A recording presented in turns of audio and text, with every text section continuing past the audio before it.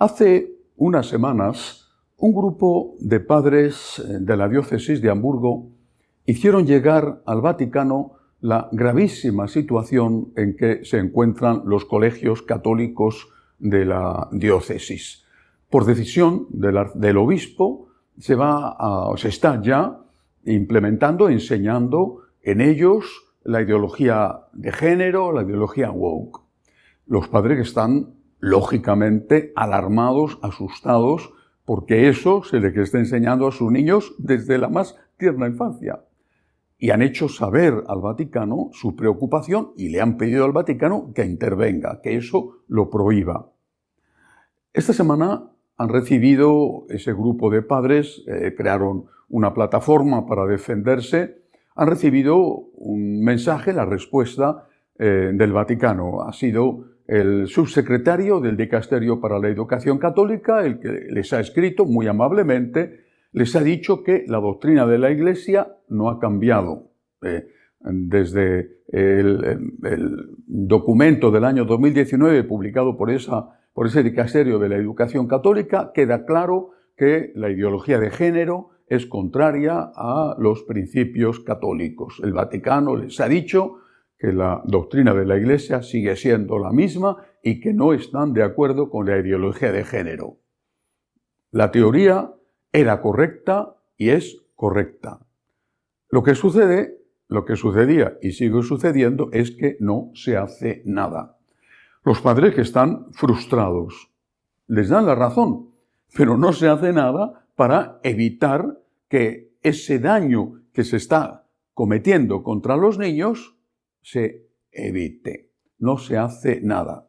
Frustración en los padres y un aluvión creciente de críticas esta semana contra el Papa León XIV. Porque a él es al que le hacen responsable. Y esto puede parecer insignificante, pero esto corre un gran riesgo. El Papa León ha sido acogido por la inmensa mayoría de los católicos con los brazos abiertos, como un balón de oxígeno.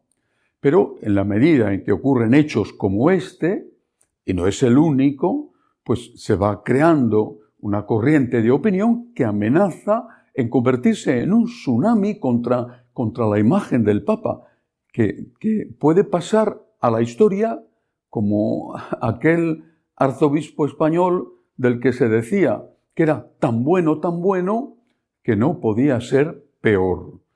El hombre que tiene la enseñanza muy clara, que es excelente en su doctrina, pero que no hace nada para que se respete esa doctrina, la suya y la de los pontífices anteriores, porque ese decreto de educación católica es del año 19, es decir, del Papa Francisco.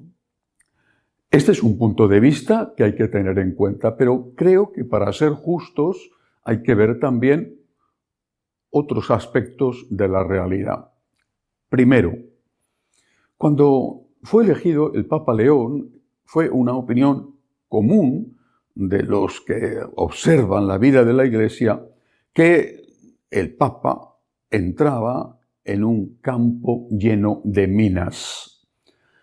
Y fue una opinión común la de coincidir en que tenía que andar con mucho cuidado, desactivando las minas una a una, lentamente, poco a poco. Porque si no, le podía ocurrir lo que le había sucedido al Papa Benedicto.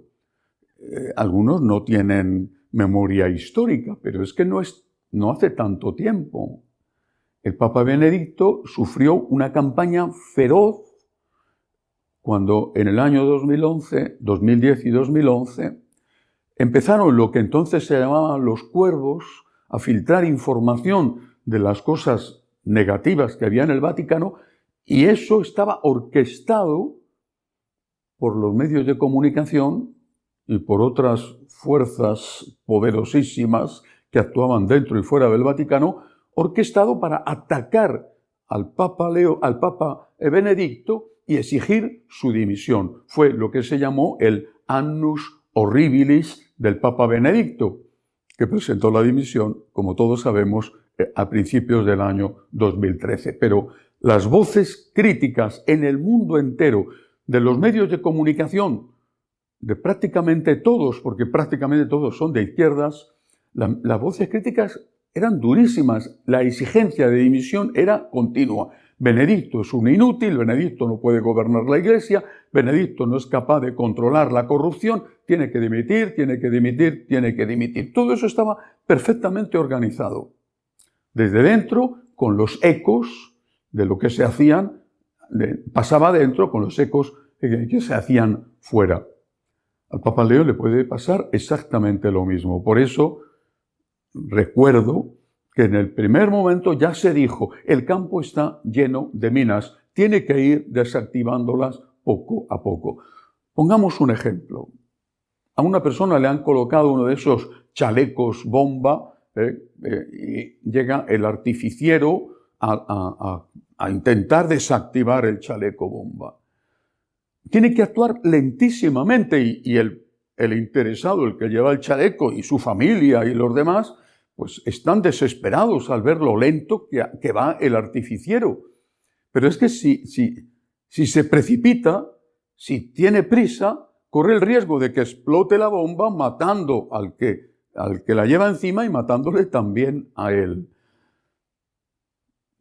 Quiero decir con esto que si estábamos de acuerdo, la inmensa mayoría, en que el Papa necesitaba tiempo, el Papa sigue necesitando tiempo.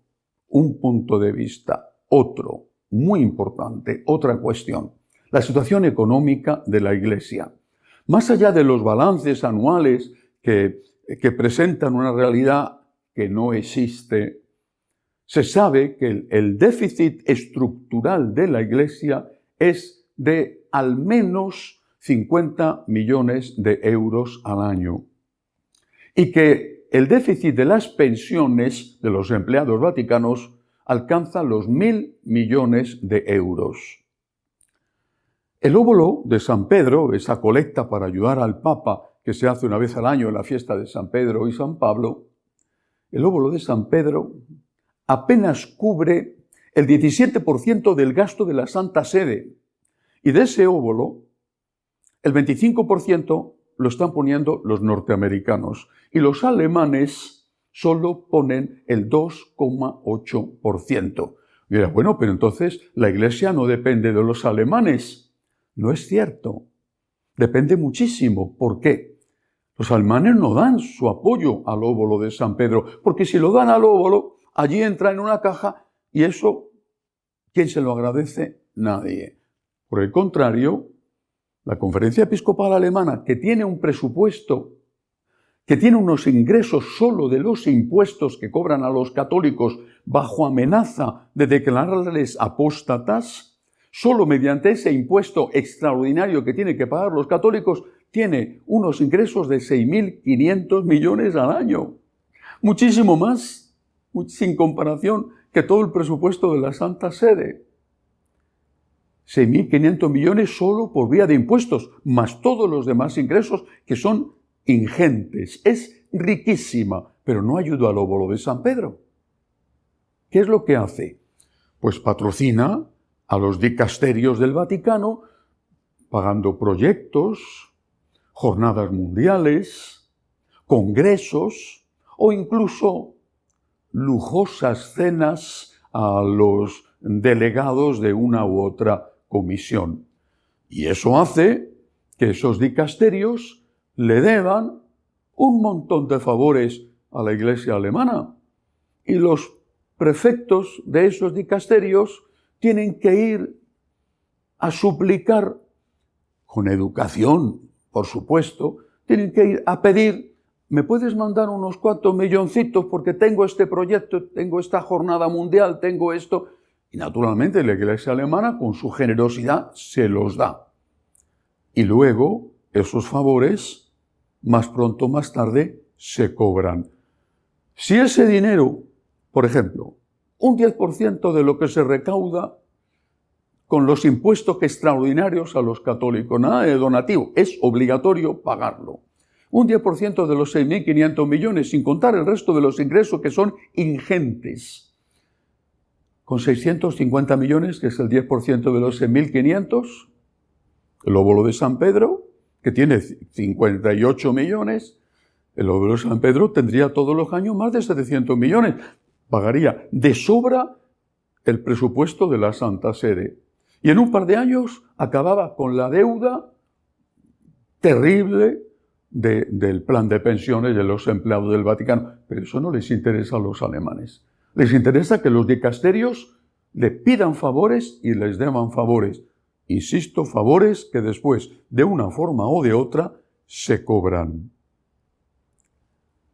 Y este desactivador de minas, que es el Papa León, ¿qué está haciendo? ¿Qué está haciendo para poder tener independencia económica y no estar solicitando favores a la riquísima Alemania, no depender de ella y poder decirle a Alemania, esto no lo vais a hacer? ¿Qué está haciendo el Papa? ¿Está haciendo algo? Hay cosas que se hacen y que pasan desapercibidas. Por ejemplo, el 29 de julio, es decir, hace muy pocos días, el Papa se ha reunido en Castel Gandolfo con un grupo selecto de multimillonarios norteamericanos y de otros países. Bien, la excusa era una oración por la paz. Se ha reunido con multimillonarios para pedirles ayuda, porque necesita la Santa Sede ser independiente económicamente de Alemania. Es decir, el Papa está haciendo algo. Este artificiero, que va lentísimo, está intentando no depender de Alemania para poder decirle a Alemania, si lo cree necesario, esto no lo puedes hacer. Y a ver qué sucede si se lo prohíben explícitamente. Comprendo perfectamente a los padres de la diócesis de Hamburgo. Son sus hijos los que están siendo contaminados con unas consecuencias gravísimas para esos niños en el presente y en el futuro. Los comprendo perfectamente. Y hay muchos, seguramente, que en la Iglesia podrían decir que se rompa ya de una vez con la dependencia económica de Alemania, aunque la Iglesia sea pobre. Es un punto de vista. Pero hay que tener en cuenta lo que eso conllevaría en otros aspectos. Por eso yo creo que primero hay que ver toda la realidad, que es muy compleja, y luego hay que rezar por el Papa. Que se dé cuenta de que el tiempo no es eterno, que solamente Dios es eterno. Hay que rezar por él, porque está haciendo un trabajo dificilísimo de desactivar minas para que haga todo lo posible por avanzar rápidamente, sabiendo todos que debemos respetarle y darle el tiempo para que eso lo consiga con éxito. Recemos por el Papa. Y recemos también por los que se sienten abandonados por el Vaticano y que no entienden la lentitud del Papa, porque les toca a ellos directamente el problema, pero que en cualquier caso todos tenemos que confiar que la Iglesia la lleva el Espíritu Santo y que es en las manos de Dios donde está la Iglesia, y esas son las mejores manos. Recemos por el Papa, por este desactivador de minas. Hasta la semana que viene, si Dios quiere.